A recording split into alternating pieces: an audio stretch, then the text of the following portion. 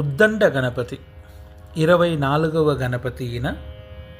ఈ గణపతి యొక్క నక్షత్రం మూలా నక్షత్రం. మూలా నక్షత్రం వారు ఈ గణపతి ఆరాధన చేయడం మంచిది. అది కాకుండా ఈ గణపతి యొక్క ఆరాధన చేయడానికి మూల నక్షత్రం ఉన్న రోజు చాలా విశేషం. ఈ ఉద్దండ గణపతి ఆరాధన చేయడం వల్ల సంకటములు అని దేన్నైతే మనం భావిస్తామో అన్నిటిని నివారించుకోవచ్చు. 2 గణపతులు ఉన్నారు. ఒకటి సంకటహర గణపతి, ఒకటి ఉద్దండ గణపతి. ఉద్దండ గణపతి అనేది సంకటములు అనే దానికి సంబంధం ఏంటంటే నాతో సంబంధించింది కాదు, నాకు సంబంధించిన విషయమే కాదు.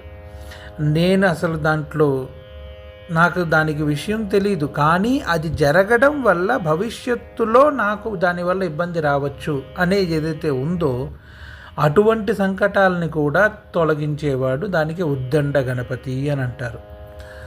ఉదాహరణకి నేను ఒక స్థలం కొనాలి అని అనుకున్నాను. ఊరికి బయటగా బాగుంది, స్థలము నచ్చింది, కొని దాంట్లో ఇల్లు కడదామని. కానీ భవిష్యత్తులో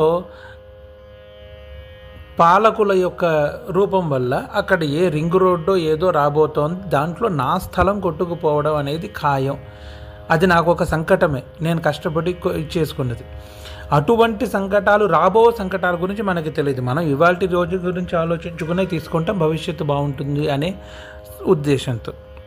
కానీ ఈ ఉద్దండ గణపతి యొక్క ఆరాధన వల్ల అటువంటి భవిష్యత్ సంకటాలు కూడా నివారించుకోవచ్చు అని చెప్తారు. కేరళలో గురువాయూర్ అని కృష్ణుడిది గుడి ఉంది. ఆ గుడిలో ఈయన ఉద్దండ గణపతి యొక్క విగ్రహము మూల విరాట్టు ఉన్నారనమాట. మూలా నక్షత్రం వారు కానీ మూలా నక్షత్రం రోజు కానీ ఈ ఆరాధన చేయడం చాలా విశేషం. ఈయన యొక్క ధ్యాన శ్లోకం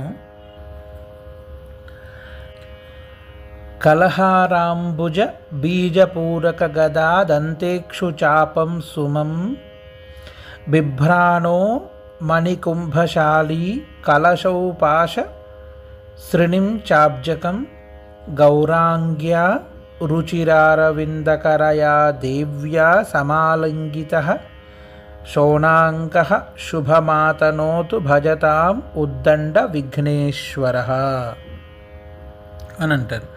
ఈ గణపతి 10 చేతులతో కూడి తొడ మీద అమ్మవారిని కూర్చోబెట్టుకుని, ఆ అమ్మవారు కూడా గౌరాంగ్య అంటే తెల్లగా ఉన్న అమ్మవారిని ఒళ్ళో కూర్చోబెట్టుకుని ఈయన స్వయంగా కుంకుమ రంగు